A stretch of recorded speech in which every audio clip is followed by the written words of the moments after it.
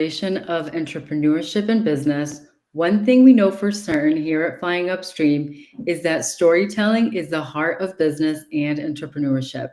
Whether it's connecting with customers or crafting a powerful brand identity, the ability to tell a compelling story can be key to success.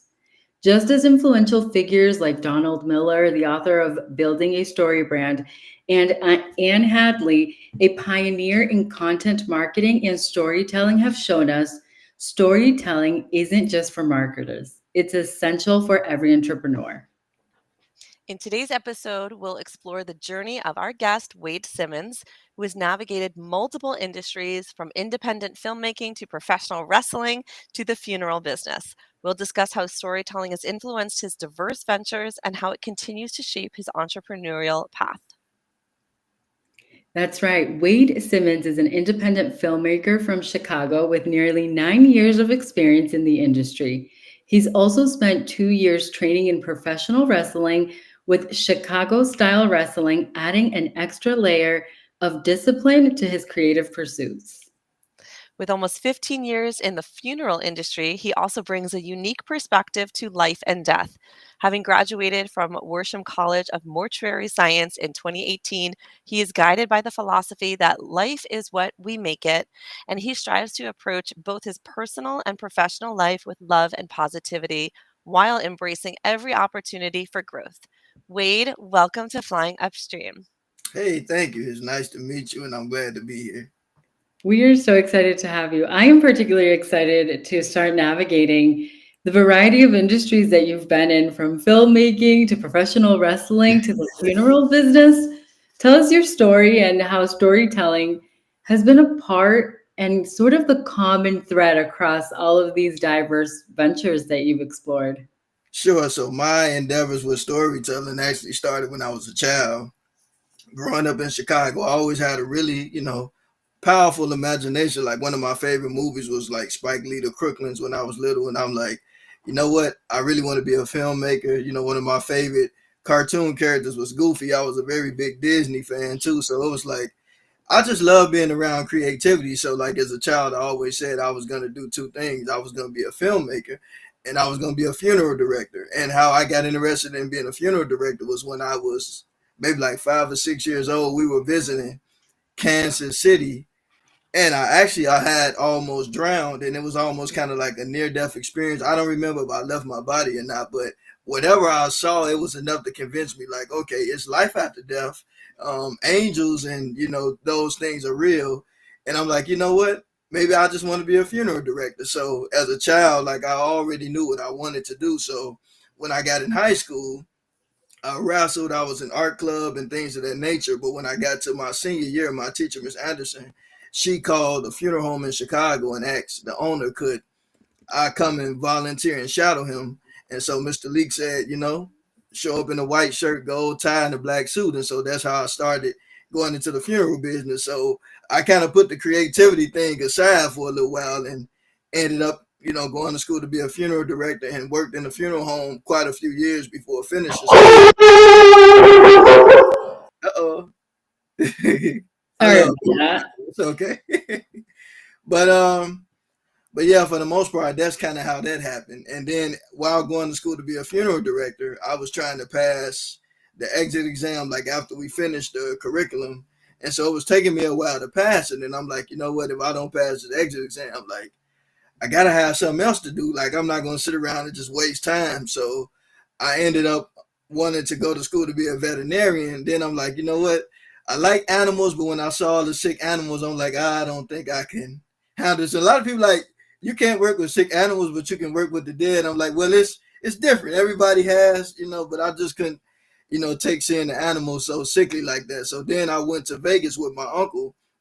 He's in the plumbing business, and so I went out there to work with him, and I was gonna try plumbing out. And I'm like, this is not really for me. So I'm like, if I'm gonna go back to school, I'm gonna do something that I enjoy. So I chose film school, and I ended up going to film school. And right when I went to film school, I ended up passing the funeral director side of the test. And then after I graduated film school, I went back and took the other test and passed the science side. So yeah, that's kind of how all that just kind of happened.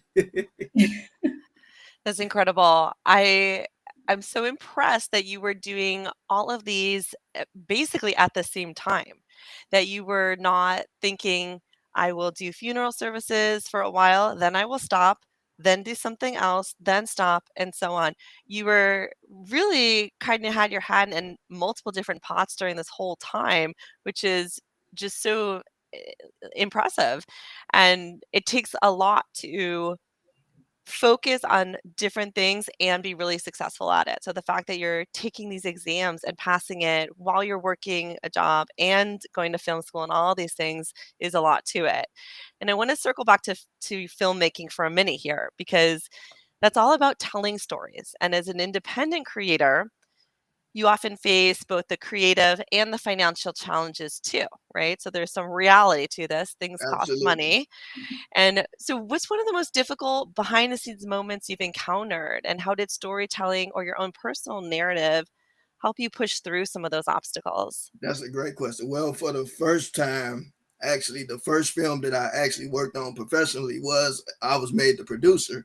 And so early on, I realized, like, the producer, you help get the funding and things of that nature. So because a lot of people don't realize that even when you make like low budget films and things, like everything costs, because like I learned, early on in life that, like, even though people are passionate about things, people's time is worth something. So I was grateful to have the role of being a producer on a film called The Future Lasts Forever. And it was a really great film. And so from that, like, I kind of fell in love with producing, which kind of ended up leading me to like producing my own web series. And the funny thing about that, to your question, was that when I first did the first episode of my web series, the main actor that was supposed to play my character didn't show up. And so I had to pay everybody to be there. And I'm like, I'm not the richest man in the world. So, I mean, I can't afford to, like, get everybody to come back. So I ended up stepping in and doing the part. But one of the most challenging part to me is that it's just realizing that, you can't control what's outside of yourself, but you have to always be ready to step in because things happen. And so, like, with filmmaking, I realized, like, every artist is different, but with me, I actually anticipate now that things may not go as planned. So you just have to be ready for anything. It's just like life, with life and death, right? Things happen and you just have to be prepared for it. You just, you just have to be prepared. Like, I hate to say this, but sometimes you have to think of, like, what's the worst thing that can happen? Somebody not show up, or, so I think that whenever I write a scene, like, to me, I don't really necessarily look at it as a challenge anymore. I embrace it. Yeah, But I I love was, that. I'm sorry. Sorry. I, I love that approach, right? That ability to think that way is so necessary when you are in any type of business. Like, you have to be able and be prepared to just pivot. Like, there's no time to go and have a cry about it in the bathroom. Like, we need to go, yeah. especially when you're paying people, especially when there's people's time involved. And, the creative process, I feel like, is obviously real important when it comes to like things like filmmaking. So, how do you, like, let's say like a scenario, like you're in that moment and you realize that the main character is not coming, like he's not showing up. How did you mentally work through that in that moment? How did you allow yourself to still let that creativity come out and shine and kind of step into a completely different role than you expected to be in that day?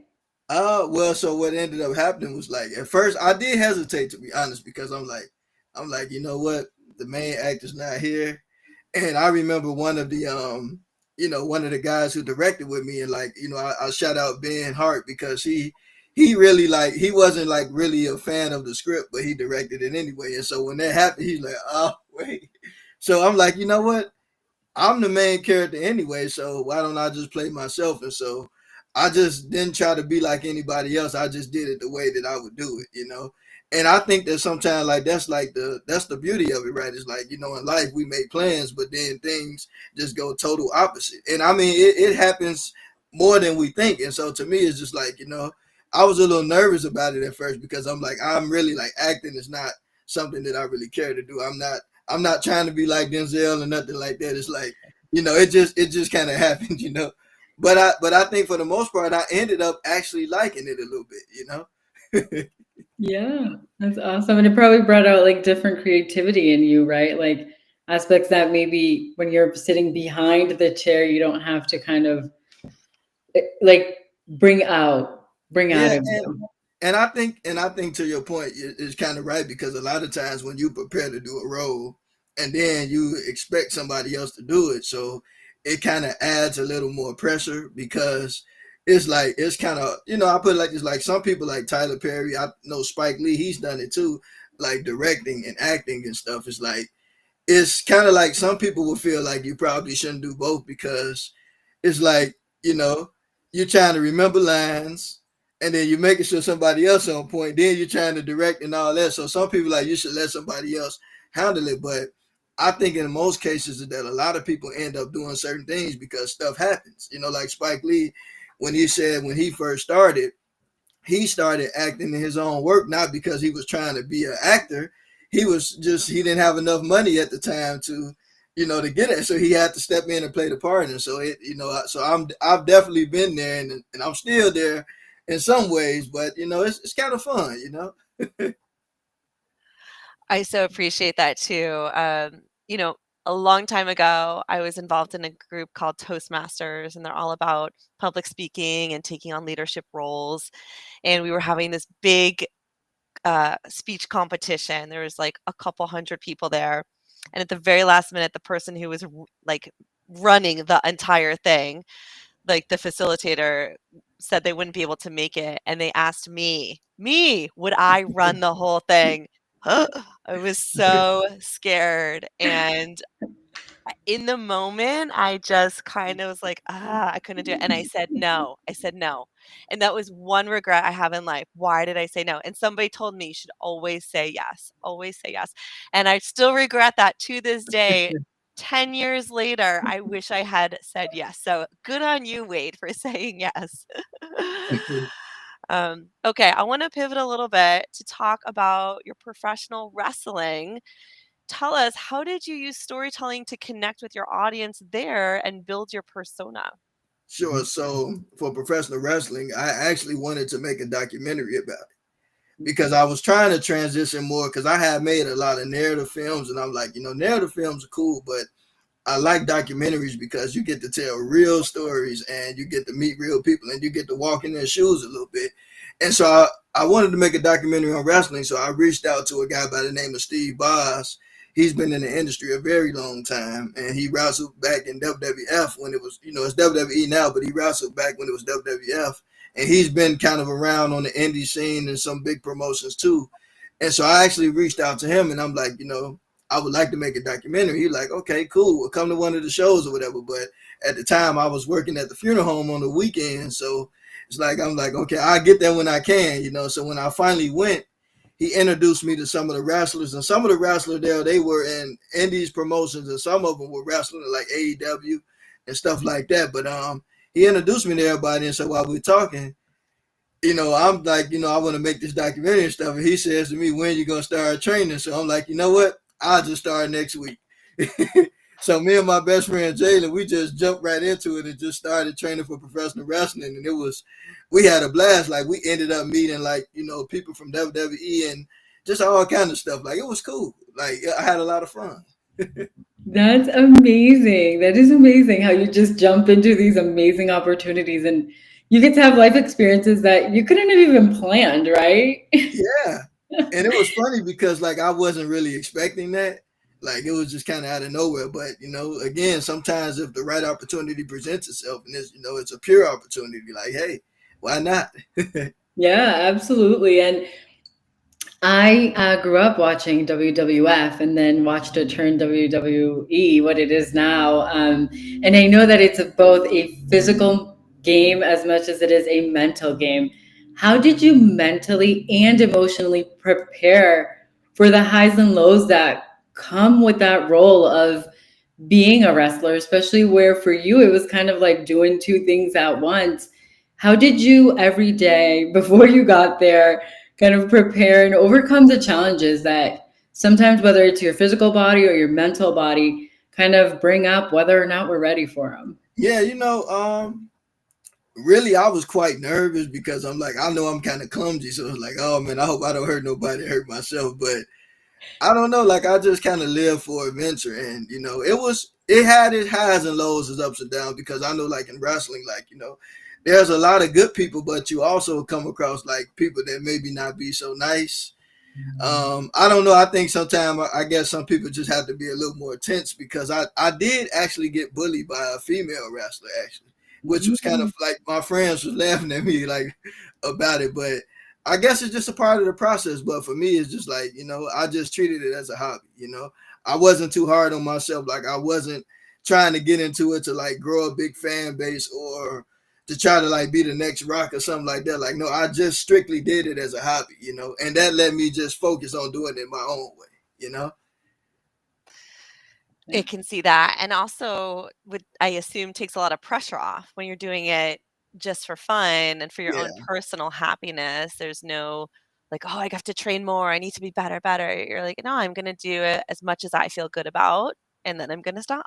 Oh yeah, Right? because of the truth, like I said, I've been in the film industry way longer than I did with wrestling, and so with me, I'm already was in the film industry and funding my own project. So you can tell from that like I wasn't getting paid for it. So it's like wrestling, of course, starting Yeah. out, you may not get paid for that either. So I'm like, I can't afford to have, you know, I'm not gonna pursue this in that way, because like I said, I still have bills and stuff too. So I had to use a little bit of wisdom there, but for the most part, I just did it and just treated it as a hobby, and I loved it that way. Like I still treat it as a hobby. So to me, it's just like I like having fun, and I don't over obligate myself. I just come as I want to. It's so refreshing to hear, and I have to imagine that as you're going through all this wrestling training, you're building resilience to face the grueling physical challenges of professional wrestling.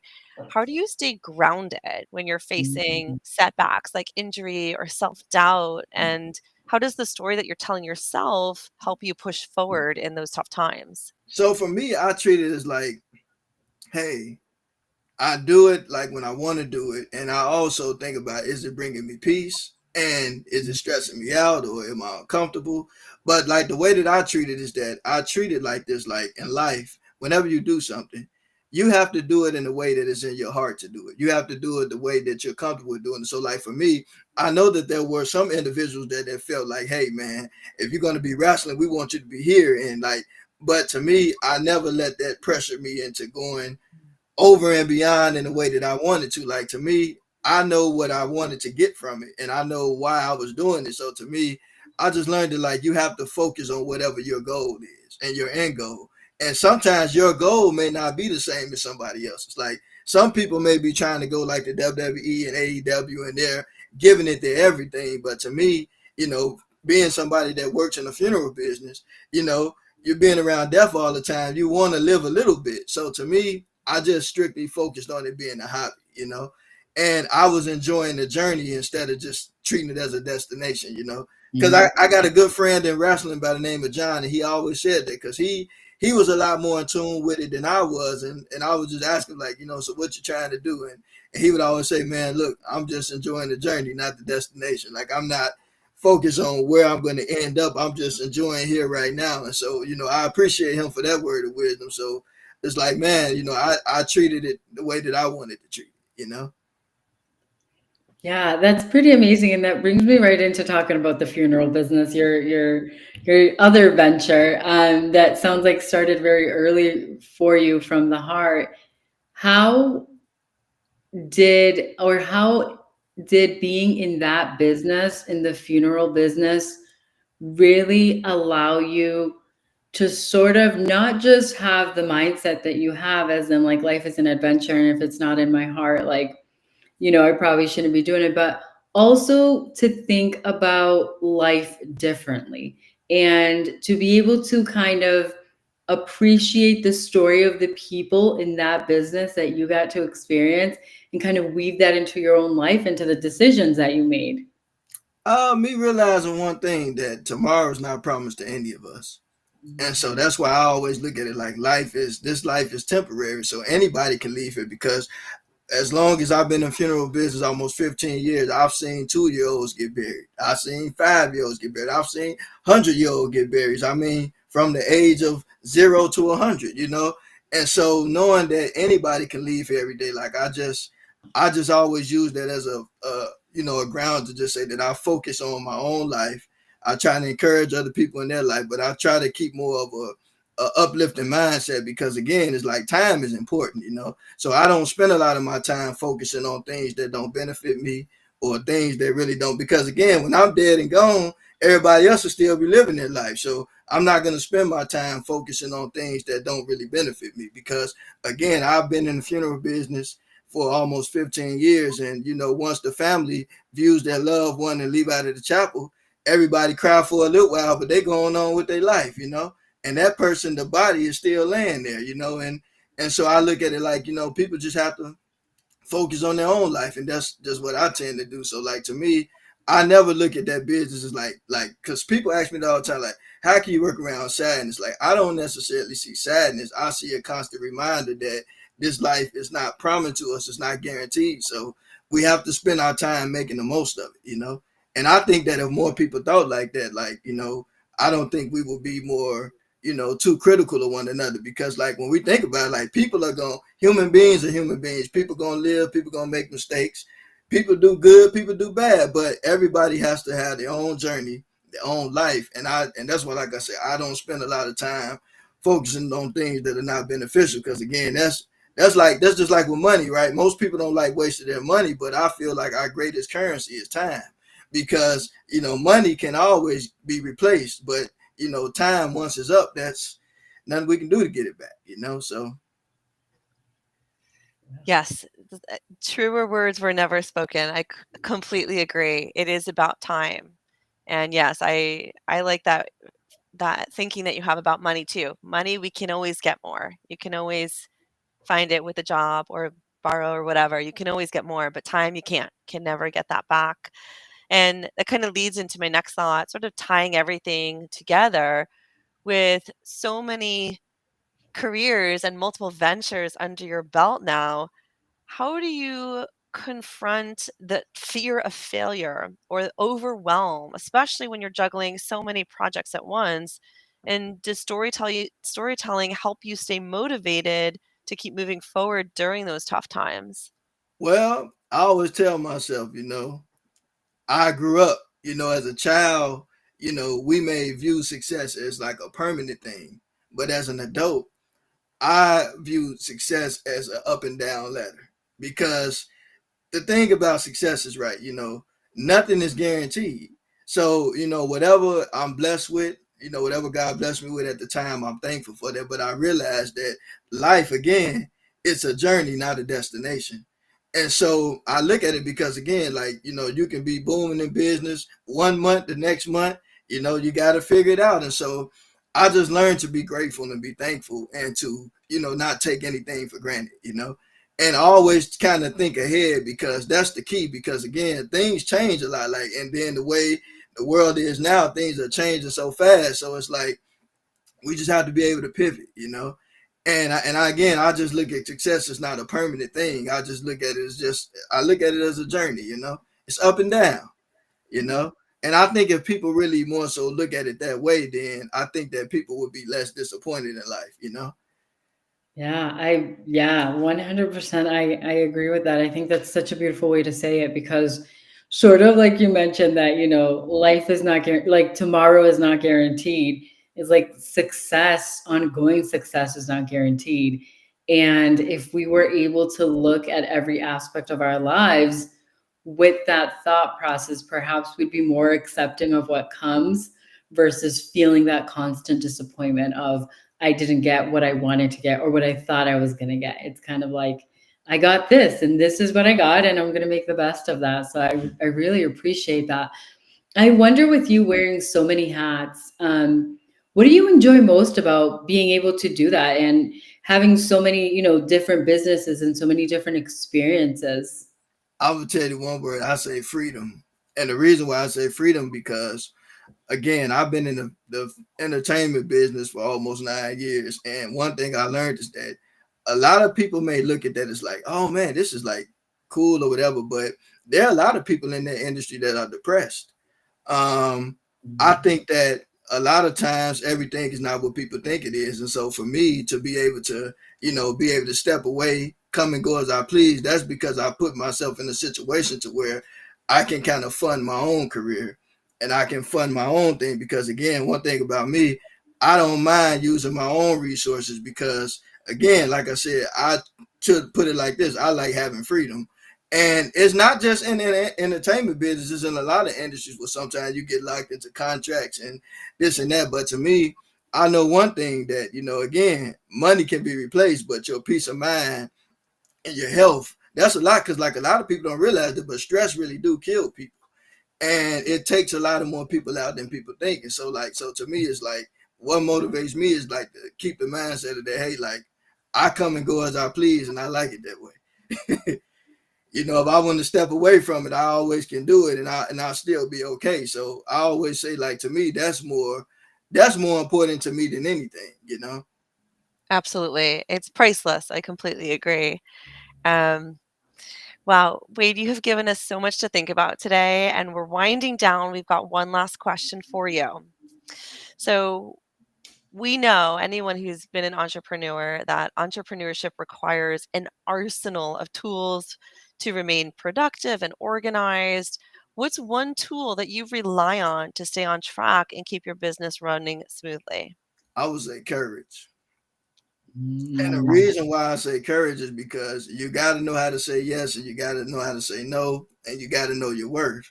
And in order to know your worth, you got to have courage because a lot of times, people will try to underpay you or, sometimes they'll try to be slick. Because like I said, I've been a businessman for quite a while now, but I learned that if something doesn't feel right to you, I just say no. And most times when I said no, it still worked out. So like to me, if I know that I have a goal that I'm working toward, and I know that this is what is needed to get the job done, then I'm not going to underbid myself. I'm okay with walking away from it, saying no, I'm good. I love it. I I love love that. I no, love that. That is I so. know. I know everybody may not, agree with that method, but to me, it's like no, because like my peace of mind. Because one thing that I don't know about share, but I actually developed a vocal disorder called spasmodic dysphonia, which came from stress, and that happened when I was working in the funeral business full time. Well, like my voice was strained real bad. I sound like a totally different person. And so when I actually quit working full time, it went away. And so that let me know, like, that it's a lot of times things happen to people due to stress. So you have to respect yourself to know, like, look, if I'm dead and gone, this job gonna still be here. You know what I'm saying? They send you a flower and lay out nice, but you know what I'm saying? But they're gonna go on to get the next person. So you have to love yourself enough to make the right decision. That is 100% on. Thank you so much for sharing that. And I love that you shared courage versus like some tool that there's a million of, because that is the most important thing to carry with you when you decide to start an entrepreneurial journey, because it's going to be like no other. So thank you so much, Wade. Thank you so much for being with us today. If the audience wants to follow you, see your work, where can they find you? You can find me on Vimeo, Wade Filmmaker 777 on Vimeo, and then I'm on Instagram, Wade Jedi 99. So if you want to reach out, feel free. I'm not an uptight person. Like I'll speak to anybody. Like I it's all. love that. I love everybody. I love that so much. We will link those in the show notes and in the YouTube description as well for anybody who wants to reach out to Wade. Wade, again, thank you. Thank you for joining us today on Flying Upstream. And if anyone watching or listening, if you are an entrepreneur or you are an aspiring one, remember your story is your power. Keep crafting it, keep living it, and of course, keep flying upstream. Until